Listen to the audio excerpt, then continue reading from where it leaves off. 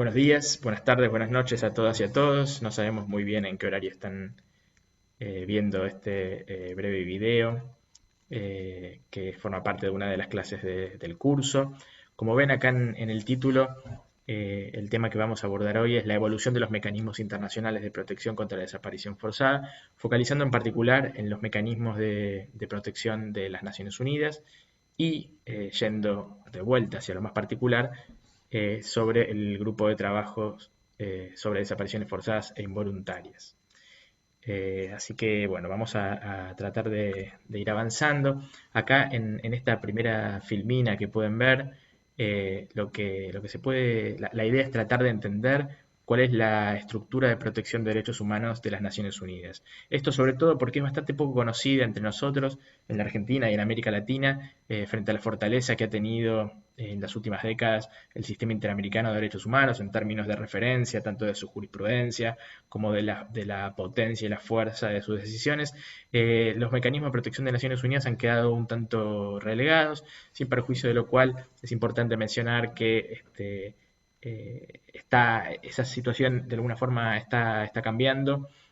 Cada vez los mecanismos de Naciones Unidas tienen una mayor presencia en la región y en particular en la Argentina, sobre todo porque tienen posibilidades de intervenir con mayor rapidez, sobre todo que el sistema interamericano, que es un sistema que ha tenido algunos problemas de gestión durante los últimos años, décadas diría yo, donde uno puede tardar hasta 15 años para tener un caso resuelto.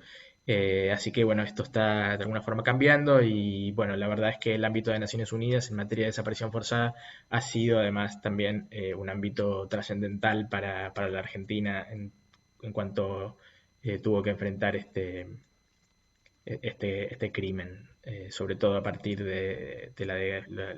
los últimos años de la década del 70 en adelante. Entonces lo que pueden ver aquí en este cuadro son, si se quiere, dos patas de los mecanismos de protección de Naciones Unidas. Por un lado van a ver los órganos de tratado, ¿sí? Acá se los voy marcando con el puntero.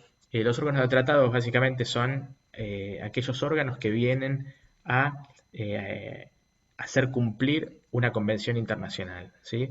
Entonces, acá relacionados con la materia que nos toca, está el Comité contra la Desaparición Forzada y el Comité contra la Tortura también relacionado y con algo más de antigüedad. El Comité contra la Desaparición Forzada es el comité más nuevo creado en Naciones Unidas a partir de la Convención del año 2006, la Convención Internacional para la Protección de todas las personas contra las desapariciones forzadas, de la que vamos a hablar ahora en unos breves minutos.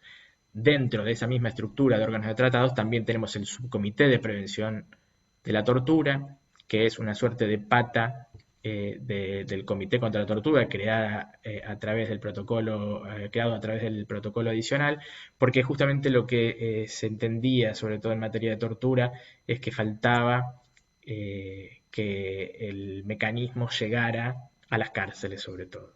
Entonces, el Subcomité de Prevención de la Tortura es un mecanismo que trabaja en el terreno. Es un mecanismo que va a los países, cuando por supuesto es invitado para hacerlo, pero todos los países están obligados, si han suscrito o ratificado el protocolo, a dejar entrar a los expertos del subcomité a sus países. De hecho, el subcomité tenía prevista en el mes de marzo una visita aquí a Argentina. Llegó a Argentina el subcomité y debió suspenderse por el inicio de la pandemia, por el riesgo que además podían llevar a los detenidos los expertos del subcomité que venían de muchos países donde la pandemia ya estaba mucho más desarrollada que aquí. Así que debió suspenderse esa visita que seguramente se hará hacia fines de este año o el año que viene cuando se pueda resolver el problema que estamos afrontando en este momento. Los otros mecanismos son los mecanismos del Consejo de Derechos Humanos. ¿Qué es el Consejo de Derechos Humanos? El Consejo de Derechos Humanos es uno de los órganos de las Naciones Unidas que por supuesto se dedica a esta materia y que es formado por solamente un grupo de estados. Aproximadamente un cuarto de los estados de las Naciones Unidas forman parte del Consejo en un mandato de 3 años que es rotativo y probablemente ustedes hayan visto en las noticias muchas veces que distintos países se postulan para estar en el Consejo y hay muchas críticas en la prensa internacional. Habitualmente, si ese país no es un país cumplidor de los estándares y de los principios de derechos humanos, es un ámbito bastante politizado, justamente porque es formado por los estados, probablemente, sobre todo los más viejos, pero la mayoría de ustedes son muy jóvenes, pero cuando yo era chico, las noticias que uno leía en el diario sobre el Consejo de Derechos Humanos tenían que ver especialmente sobre Cuba, si Cuba había sido sancionada por el Consejo. En su momento el Consejo antes se llamaba la Comisión de Derechos Humanos, fue reemplazada la Comisión por el Consejo. Y entonces siempre la noticia era si Argentina, por ejemplo, había condenado a Cuba, si se había abstenido, cuál era la reacción de Argentina sobre el tema de los derechos humanos en Cuba. En los últimos años, la primera plana pasó a Venezuela. Yo les estoy explicando esto para que se entienda que es un mecanismo, un órgano bastante politizado y hace unos 2 años Estados Unidos, que era uno de los principales soportes económicos, financieros del Consejo de Derechos Humanos, abandonó el Consejo de Derechos Humanos descontento por, sobre todo, críticas que el Consejo y algunos de sus mecanismos habían hecho a determinadas políticas de Israel y también algunas críticas que se habían realizado contra Estados Unidos, también en particular. El Consejo entonces tiene dos formas de mecanismos de protección. El primero, y que es precisamente el más político, el más politizado, es el que se conoce como examen periódico universal. El examen periódico universal es un mecanismo por el cual los estados que forman parte del Consejo examinan a todos los países de las Naciones Unidas una vez cada X cantidad de años. Por eso se llama examen periódico universal. Entonces, un grupo de países dentro del Consejo es elegido para revisar un informe que cada uno de los estados tiene que presentar al Consejo y a partir de ahí se lleva adelante en Ginebra, donde funciona el Consejo de Derechos Humanos, una suerte de audiencia en la cual estos estados les hacen preguntas y recomendaciones al estado concernido. Luego esas recomendaciones pueden ser aceptadas o no por el estado que está siendo examinado y a partir de ahí la idea es que se generen determinadas políticas públicas para superar problemas de violaciones a derechos humanos en ese estado o para avanzar progresivamente en el cumplimiento de los distintos principios que surgen de instrumentos como los tratados o de instrumentos que son soft law, es decir, como las declaraciones, que no son necesariamente un tratado, un convenio, un contrato, sino normas de derechos humanos que obligan a todos los estados que forman parte de la comunidad internacional, sobre todo si son parte de Naciones Unidas, pero por supuesto con un valor de obligatoriedad claramente menor que los propios tratados. Y en lo que más nos interesa, sobre lo que más voy a hacer, a fijar esta presentación, es en los denominados procedimientos especiales. ¿Qué son los procedimientos especiales? Son grupos o expertos individuales que actúan de distintas maneras, o de manera temática, es decir, son apuntados por el Consejo de Derechos Humanos para ocuparse de un tema, como puede ser la tortura, y para eso entonces está, como ven aquí, el relator contra la tortura, o el tema de las desapariciones forzadas, y para eso entonces se creó el grupo de trabajo sobre desapariciones forzadas e involuntarias, o, por ejemplo, sobre las detenciones arbitrarias está el grupo de trabajo sobre detenciones arbitrarias. Pero también hay relatores especiales sobre países determinados, ¿sí? Entonces hay relatores de país y temáticamente hay grupos de trabajo y relatores especiales. Cuando el experto es uno solo, se lo llama relator especial. Cuando se decide formar un grupo para trabajar sobre un tema, se lo llama grupo de trabajo. El grupo de trabajo sobre desapariciones forzadas fue el primer mandato temático, el primer procedimiento especial temático de las Naciones Unidas y fue creado hace exactamente 40 años, está cumpliendo ahora su 40º aniversario, fue creado en 1980, de lo que vamos a hablar ahora cuando pase a la próxima filmina. Esta filmina entonces tiene objeto que hagamos una suerte de revisión de cómo ha evolucionado, cómo se ha desarrollado el derecho internacional en la materia. La verdad es que uno puede decir, hoy en día existe ya un derecho internacional relacionado con las desapariciones forzadas, un derecho internacional de derechos humanos específico, muy específico, que ha tenido, que tiene muchos instrumentos y ha tenido una vasta jurisprudencia. El primer hito, si se quiere, ocurre en 1978. Esto no quiere decir que no hayan existido desapariciones forzadas con anterioridad a 1978. Hay quienes afirman, y yo comparto el criterio, que las detenciones en campos de concentración del nazismo en Europa durante la Segunda Guerra Mundial eran claramente desapariciones forzadas, que cumplían con los elementos típicos de lo que es una desaparición forzada. E inclusive hay quienes encuentran en la historia desapariciones forzadas en El Salvador aún antes, durante el siglo XX. Yo la verdad es que siempre he pensado, es una intuición que tengo, pero que requiere tal vez de un trabajo más de tipo sociológico o historiográfico. Creo que desde que hay Estado hay desapariciones forzadas.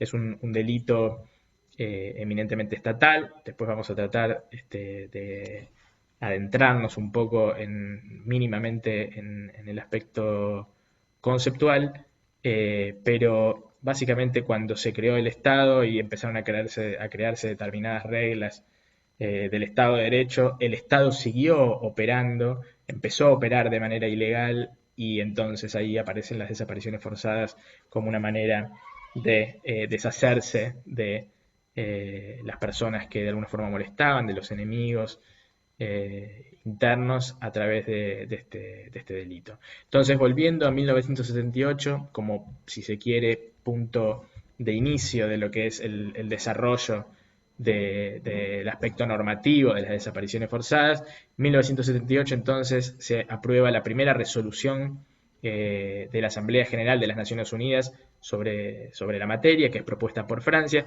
y acá hay una historia interesante para contar, sobre todo siendo nosotros argentinos, porque justamente cuando se propone esta resolución, que es la propuesta de Francia, como ven ahí en la filmina, eh, hay una fuerte oposición, sobre todo de la diplomacia argentina en Ginebra, que era donde esto se estaba discutiendo inicialmente, en el marco de la entonces Comisión de Derechos Humanos, y el embajador en ese momento eh, de Argentina ante los organismos internacionales de Ginebra hizo un gran esfuerzo para que esta resolución no fuera aprobada. Era el embajador Martínez.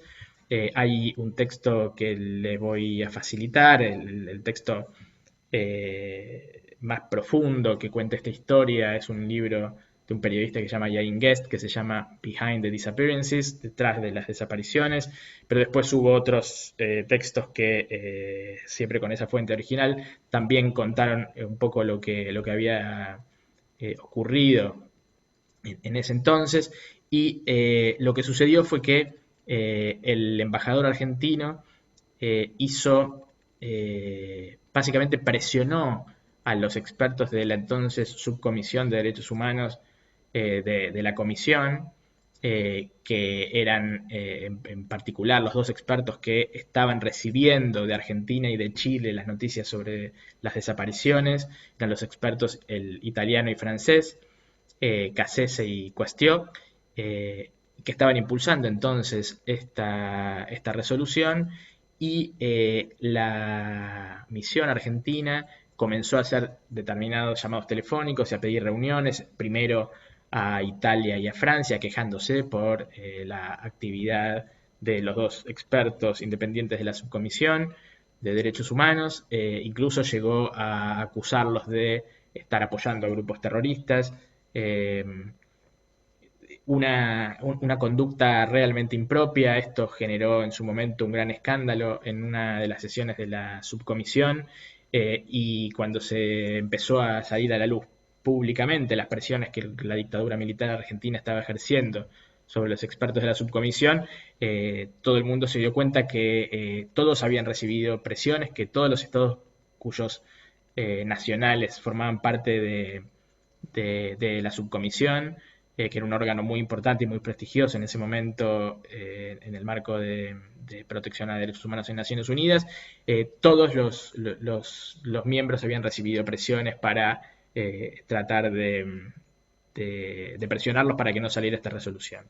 En definitiva, el escándalo lo que generó fue que la resolución salió la resolución con un lenguaje bastante menos duro que el que había sido propuesto por los dos expertos que estaban impulsando este tema, y es muy interesante.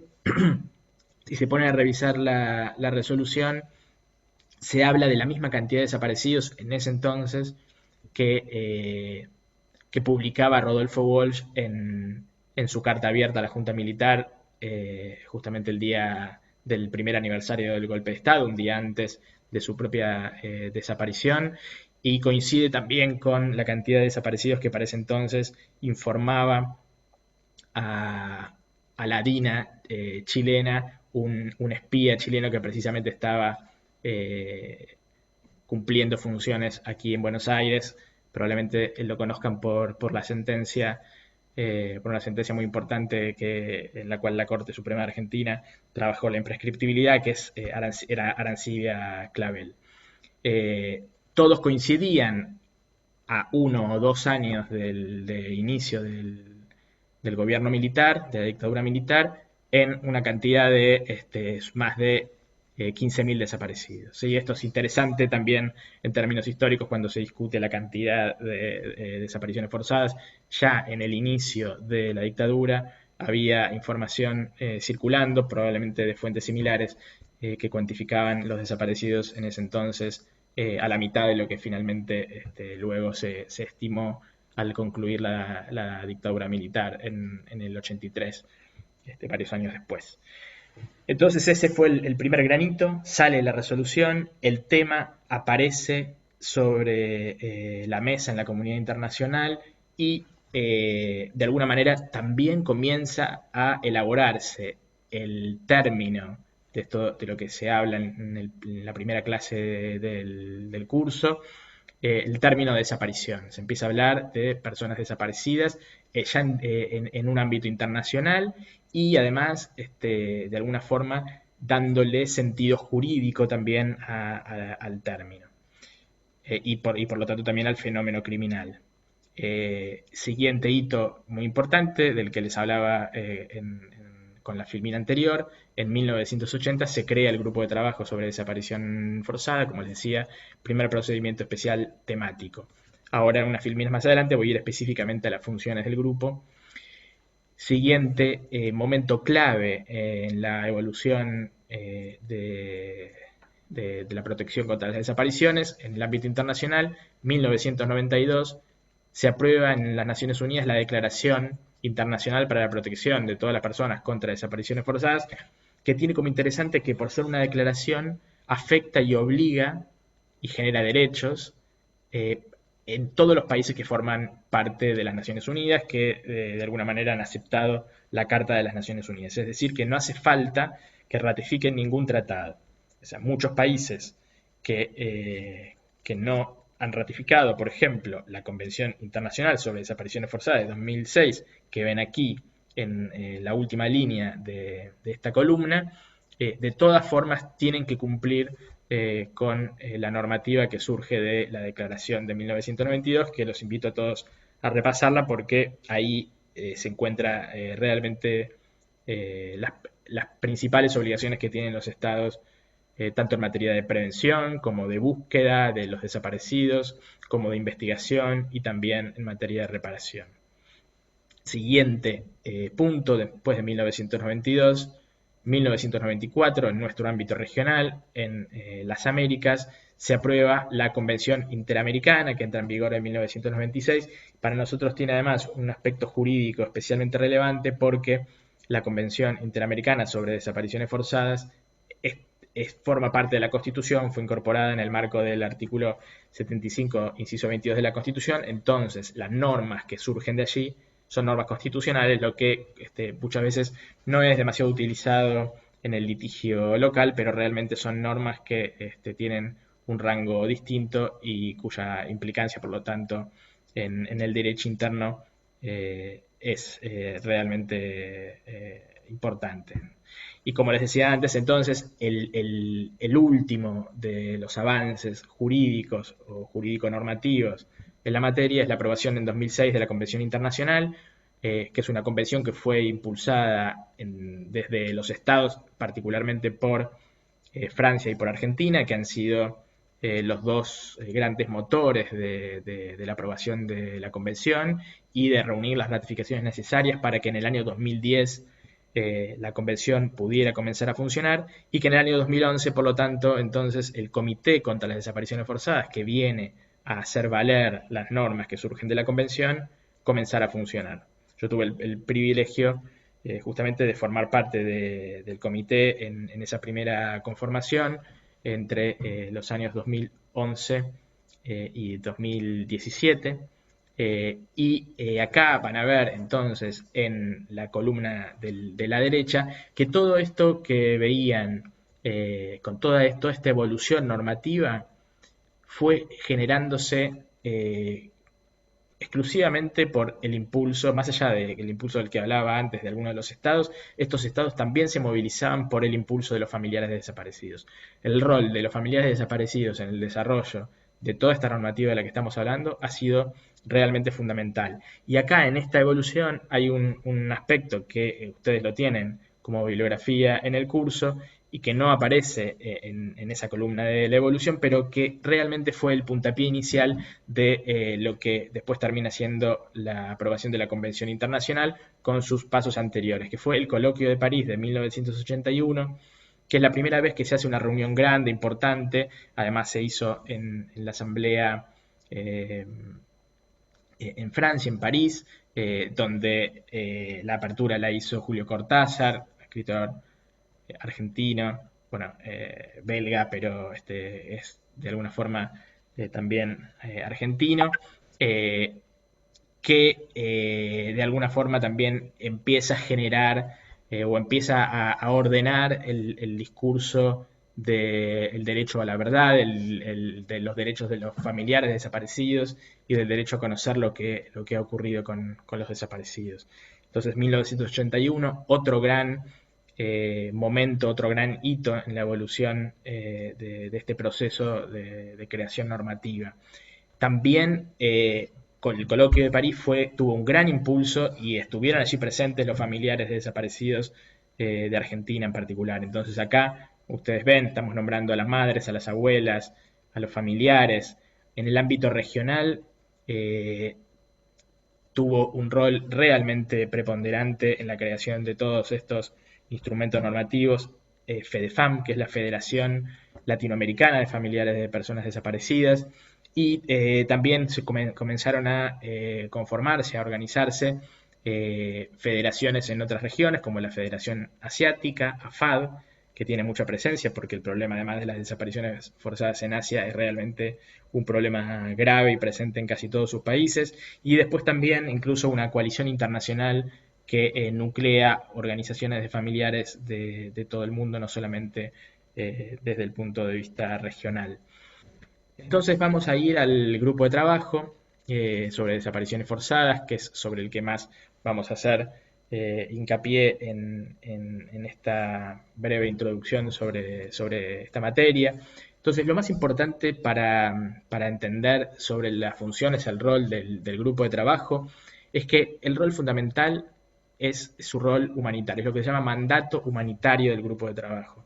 El grupo tiene, si se quiere, dos patas, dos grandes mandatos, que son mandatos conferidos por el Consejo de Derechos Humanos al grupo de trabajo como procedimiento especial de Naciones Unidas, Entonces, el primero, el más importante, el original, es el mandato humanitario, es con el mandato con el cual fue creado en 1980. El otro mandato del que vamos a hablar en un ratito es el mandato de monitoreo, que precisamente se trata del monitoreo de la declaración de 1992.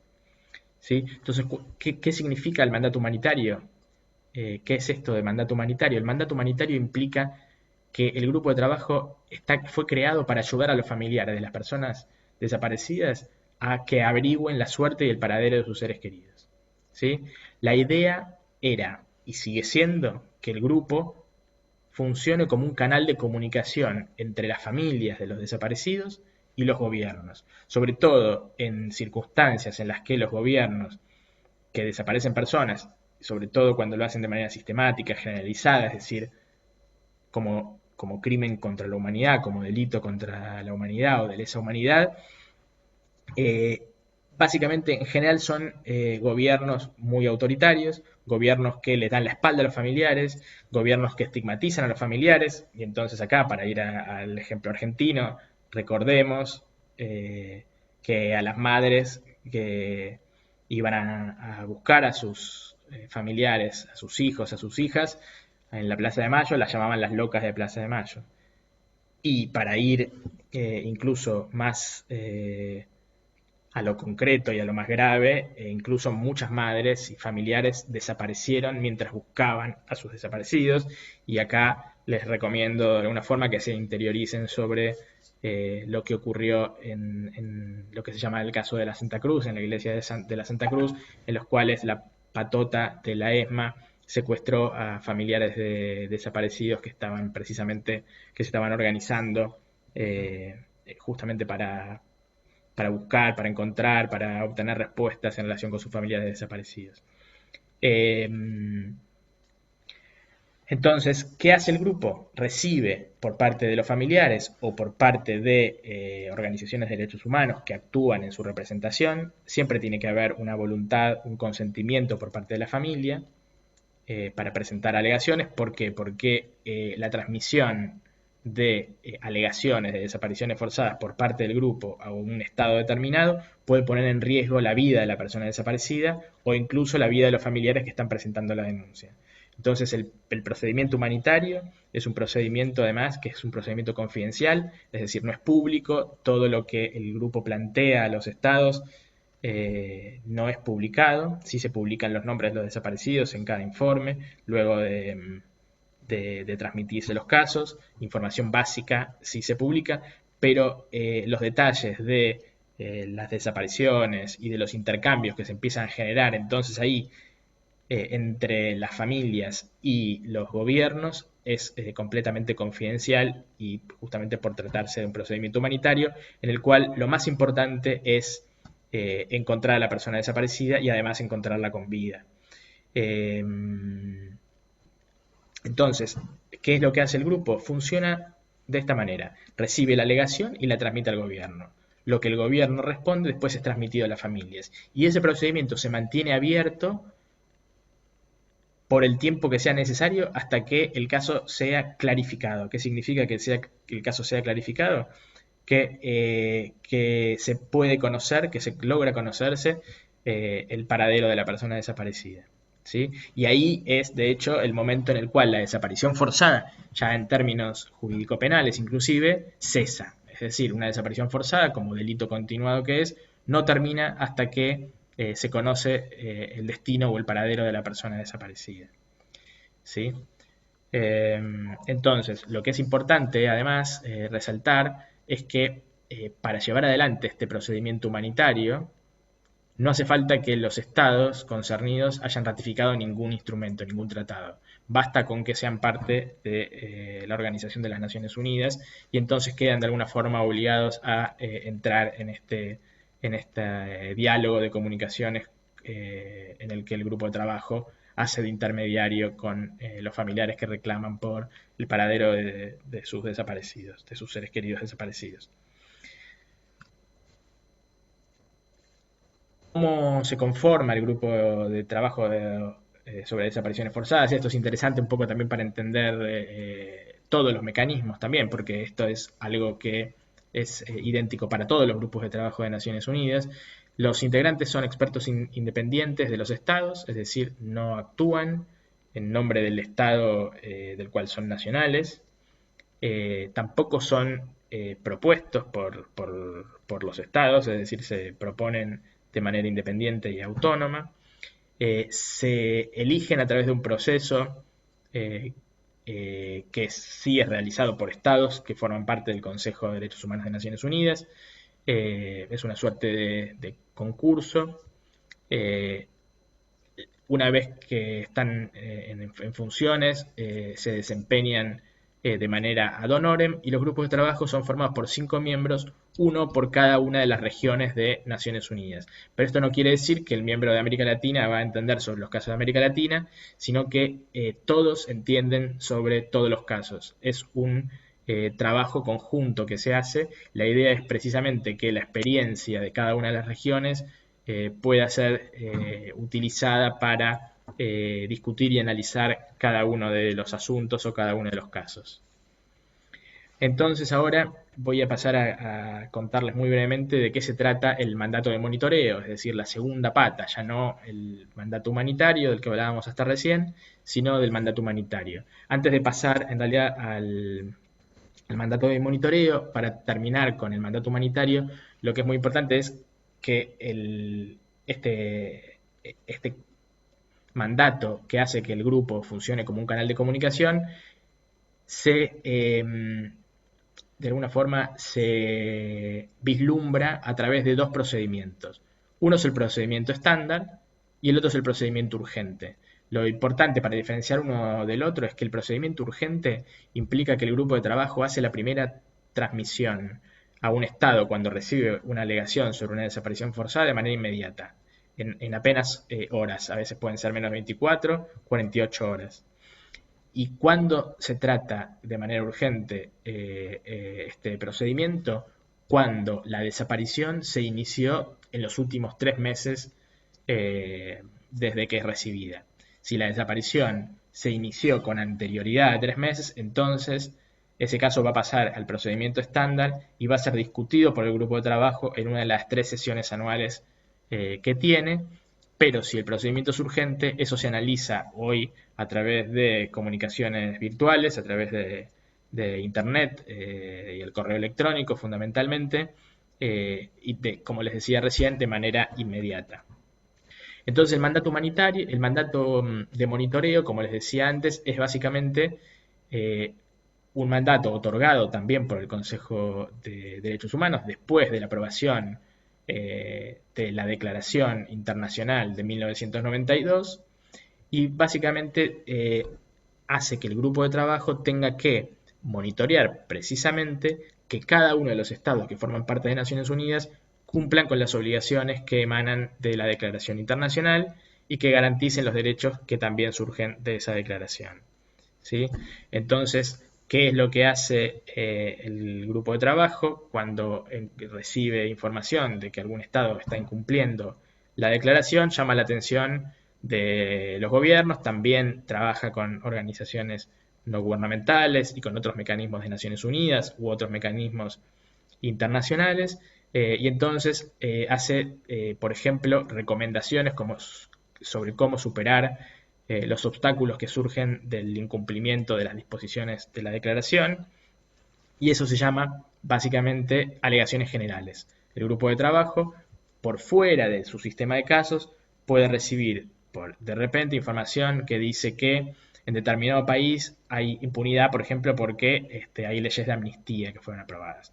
Entonces el grupo de trabajo, eso va claramente en contra de la declaración de 1992 y entonces el grupo de trabajo puede transmitir una alegación general para que el gobierno explique cómo es que de repente una decisión legislativa está acorde con sus obligaciones internacionales. Y entonces la idea es generar un diálogo que este mecanismo sí es un mecanismo público, es decir, que sale publicado en los informes, por lo tanto es presentado por el grupo de trabajo que presenta sus informes todos los años tanto ante el Consejo de Derechos Humanos como ante la Asamblea General de las Naciones Unidas en Nueva York, y esto, digamos, es el pequeño poder que tienen los mecanismos de protección a derechos humanos y que es básicamente hacer públicas las violaciones que un Estado comete porque justamente los estados no quieren ser vistos como violadores a los derechos humanos. Incluso en casos muy graves pueden llegar a recibir sanciones económicas por este tipo de situaciones.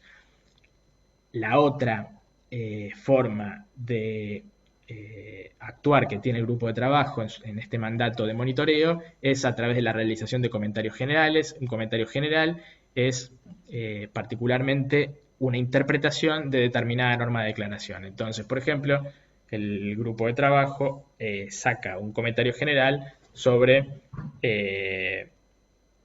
la implicancia que tiene el artículo de la declaración que prohíbe amnistías, ¿sí? Entonces, de cada artículo puede sacar una suerte de declaración interpretativa que se llama comentarios generales.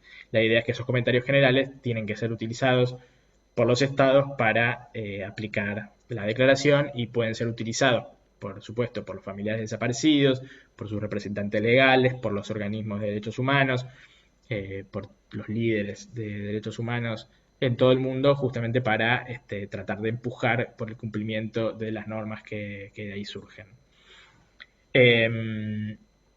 Si se quiere, otra pata que tiene que ver con el mandato de monitoreo es la función que cumple el grupo de trabajo realizando visitas a los estados que así lo permiten. Es decir, el grupo de trabajo tampoco puede, como el resto de los procedimientos especiales, simplemente decir voy a visitar un estado porque quiero ver qué es lo que está sucediendo con las desapariciones forzadas, qué políticas públicas se están llevando adelante para prevenirlas, qué políticas se están llevando adelante para investigarlas y sancionarlas. El grupo de trabajo, para poder hacer todo eso a través de una visita, necesita que algunos de los estados que forman parte de las Naciones Unidas lo inviten.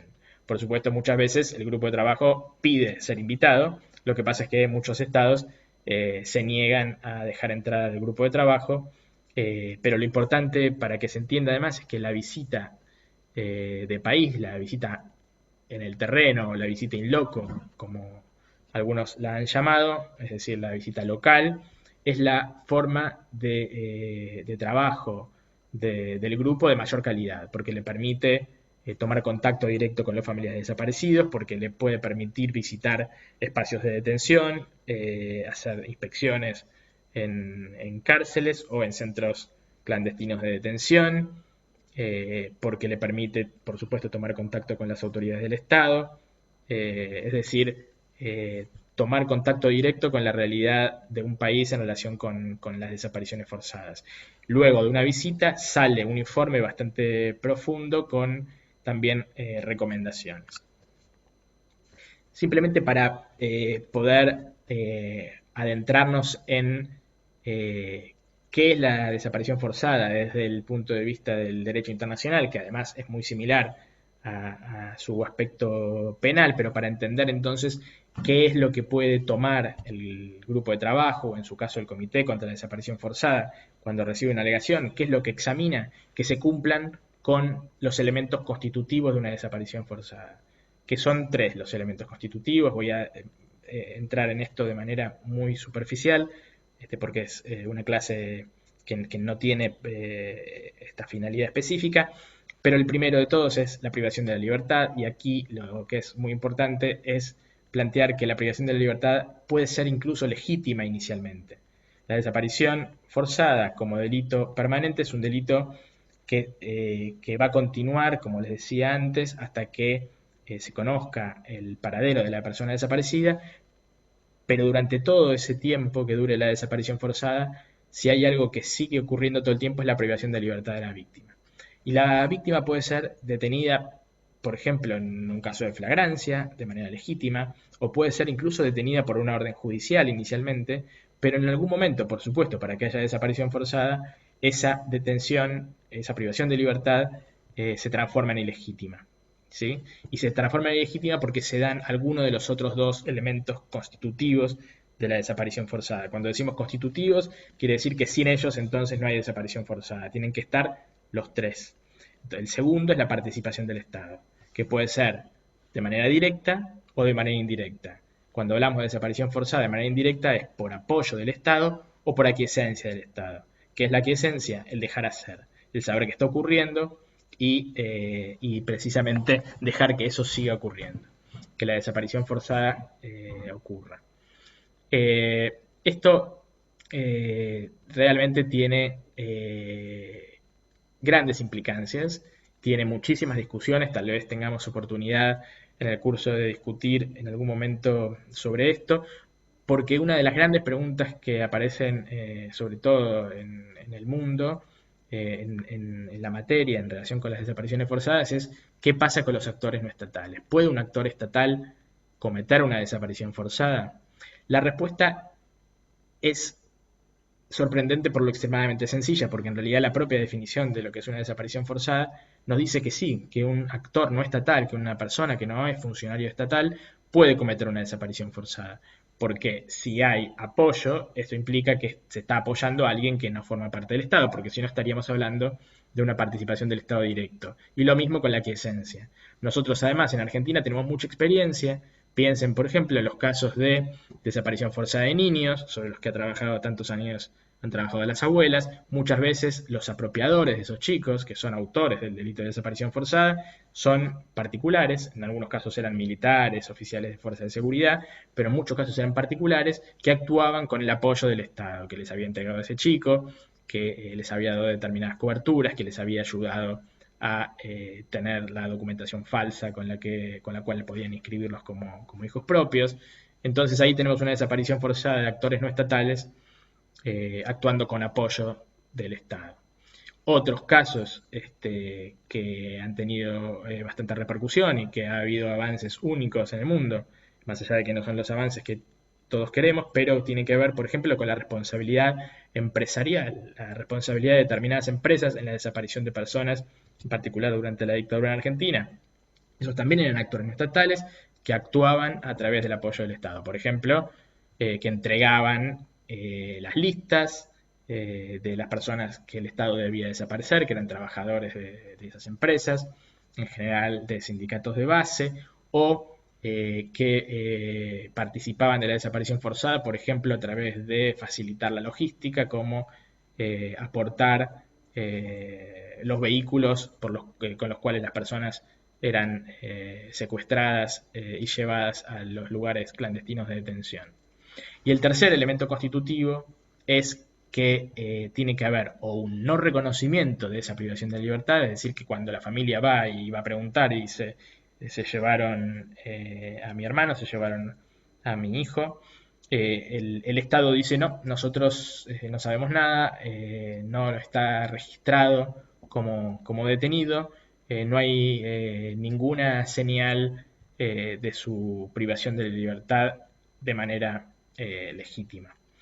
O, y esto es importante porque no es un in, sino que es un no, el ocultamiento del paradero de la víctima. Es decir, con cualquiera de estas dos posibilidades contamos con este tercer elemento constitutivo. Si falta alguno de estos tres elementos, el grupo de trabajo entonces, si recibe una alegación, va a decir, no estamos frente a una alegación de desaparición forzada. Esta puede ser una mera desaparición, que las hay en muchísima mayor cantidad en todo el mundo, o lo que se conoce en el derecho internacional humanitario como the missing en inglés. No tiene una traducción sencilla, la traducción sería la persona también desaparecida, pero que la diferenciamos de la desaparición forzada, del enforced disappearance en inglés. Desaparición forzada es cuando se cumplen estos tres elementos constitutivos. ¿Sí? El missing es la persona que desapareció, pero sin necesariamente que ocurran estos tres elementos. En general se da en conflictos armados, tanto en conflictos armados internos como en conflictos armados internacionales, o en el contexto de grandes catástrofes, como inundaciones, terremotos, donde hay personas que no aparecen. Pero va a faltar, en esos casos, algunos de estos elementos que forman parte del tipo internacional de la desaparición forzada.